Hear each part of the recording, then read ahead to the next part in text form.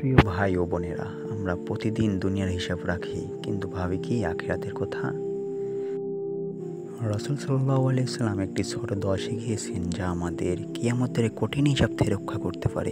এই ছোট্ট মাত্র একটি দোয়া, যা আমাদের হিসাবকে সহজ করে দিতে পারে। আসুন শিখি। আল্লাহুম্মা হাসিবনি হিসাবান ইয়াসীরা। আমি আবার বলছি, আল্লাহুম্মা হাসিবনি হিসাবান ইয়াসীরা। এর অর্থ, হে আল্লাহ, আমাকে সহজ হিসাবের মুখোমুখি করুন। হাদিসে এসেছে, যারা এই দোয়া পড়ে আল্লাহ তাদের হিসাব সহজ করে দেন, আর যাকে হিসাব সহজ করে দেন সে জান্নাতে প্রবেশ করেন। সুবহানাল্লাহ।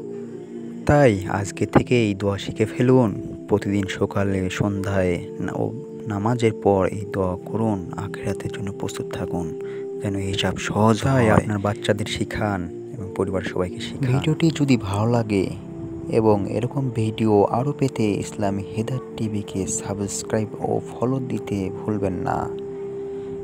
আমাদের হিসাব আল্লাহ সহজ করে দিন। আমিন।